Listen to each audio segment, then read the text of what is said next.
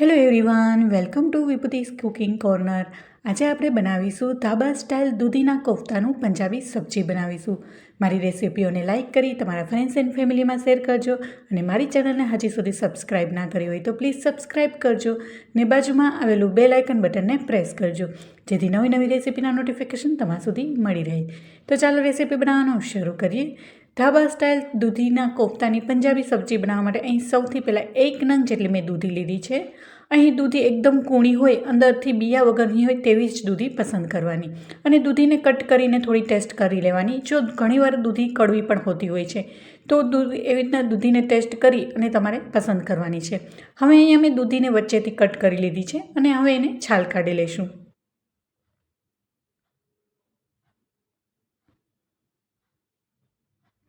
અહીં તમે આ એક દૂધીમાંથી 4 થી 5 વ્યક્તિ માટે આ કોફતાની સબ્જી બનાવી શકો છો. હવે અહીંયા મેં છાલને કાઢી લીધી છે. હવે આપણે ખમણી લઈશું. અહીં ખમણવા માટે મેં ઝીણી ખમણી હોય, ઝીણું ખમણ પડે એવી ખમણી પસંદ કરી છે જેથી આપણે જ્યારે કોફતા ફ્રાય કરીએ તો સારી રીતના અંદરથી કૂક થઈ જાય એટલા માટે. હવે આવી રીતના બધી જ દૂધીને આપણે સારી રીતના ખમણી લઈશું.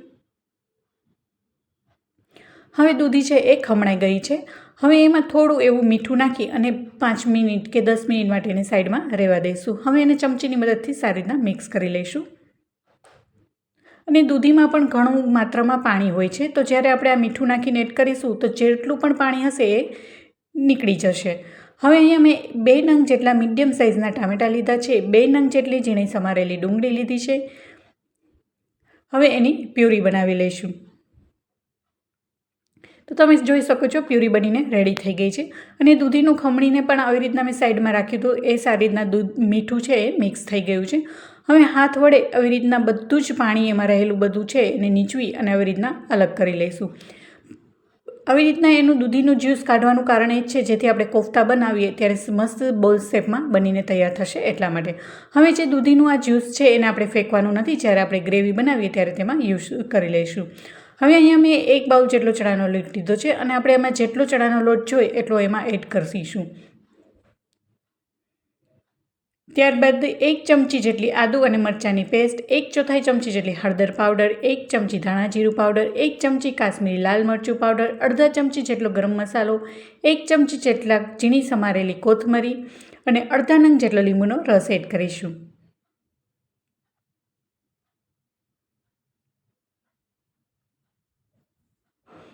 હવે મેં 1/4 ચમચી જેટલી ટેસ્ટને બેલેન્સ કરવા માટે મેં ખાંડ એડ કરી છે. હવે બધી જ વસ્તુને સારી રીતના મિક્સ કરી લઈશું. અહીં પાણી નાખવાની જરૂર પડે તો જ આપણે પાણી નાખીશું, નહીંતર આપણે દૂધી પણ એકદમ મોઇશ્ચર હોય છે, એમાં ઘણા માત્રામાં પાણી રહેલું હોય છે. એટલે તો તમે જોઈ શકો છો આપણે પાણી નાખવાની જરા પણ જરૂર નથી પડી.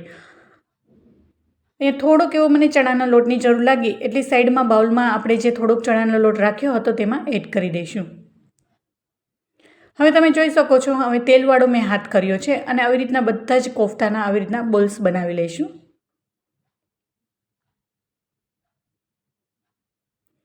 તો આ જ સાઇઝના આપણે બધા જ દૂધીના કોફતા બનાવીને રેડી થઈ ગયા છે અને પહેલેથી જ મેં અહીંયા તેલ ગરમ થવા માટે મૂકી દીધું હતું. હવે 1 બાય 1 બધા જ કોફતાને આપણે ફ્રાય કરી લઈશું અને મીડિયમ ટુ હાઈ ફ્લેમ પર આપણે એને ફ્રાય કરીશું જેથી અંદરથી સારી રીતના કૂક થઈ જાય.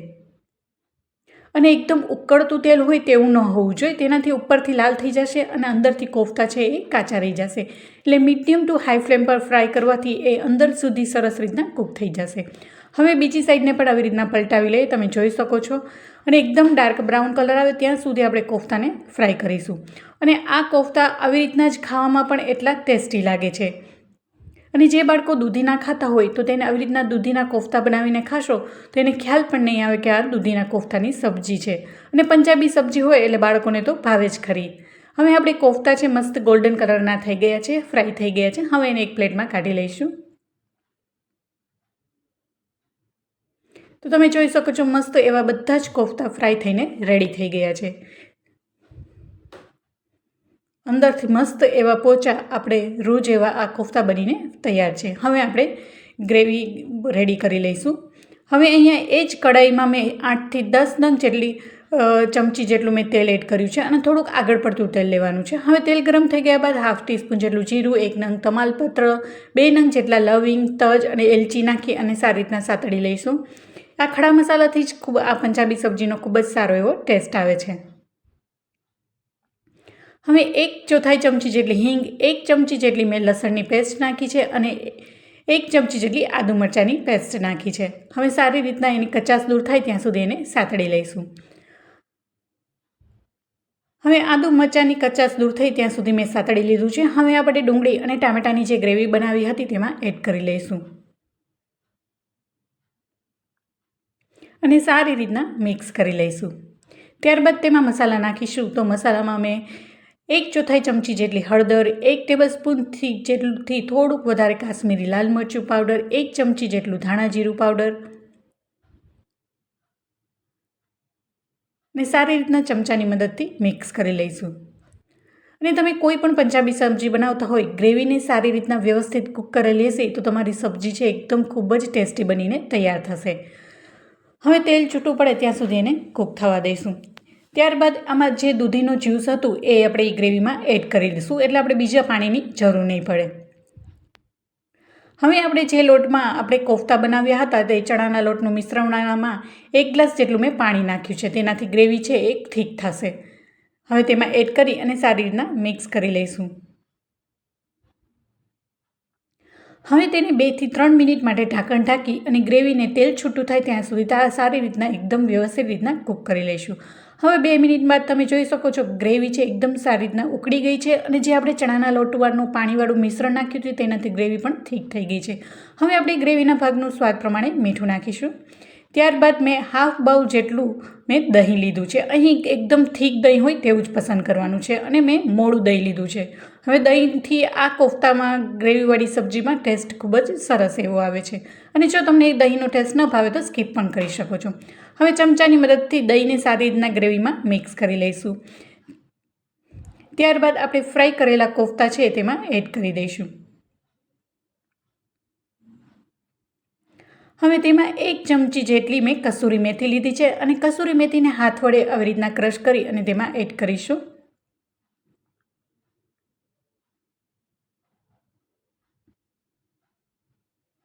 અને 1 થી 2 ચમચી જેટલા ફ્રેશ લીલા ધાણા એડ કરીશું અને 1/4 ચમચી જેટલો કિચન કિંગ મસાલો નાખીશું. કિચન કિંગ મસાલો નાખવાથી આ સબ્જીમાં ખૂબ જ સરસ એવો ટેસ્ટ આવશે અને ગ્રેવીમાં આપણે જે કોફતા નાખ્યા છે એને 3 મિનિટ માટે સારી રીતના કૂક થવા દેશું, જેથી ગ્રેવીનો બધો જ ટેસ્ટ છે એ કોફતામાં આવી જાય. હવે 2 થી 3 મિનિટ માટે સારી રીતના મેં એને કૂક થવા દીધું હતું. હવે ઉપરથી ફ્રેશ લીલા ધાણા નાખીશું. તો તમે જોઈ શકો છો જોતાં જ ખાવાનું મન થઈ જાય એવી ટેસ્ટી કોફતાની સબ્જી બનીને તૈયાર છે. હવે આપણે સર્વિંગ કરીશું. તો અહીં સર્વિંગ પ્લેટમાં આપણે આ કોફતાની પંજાબી સબ્જીને સર્વ કરીશું.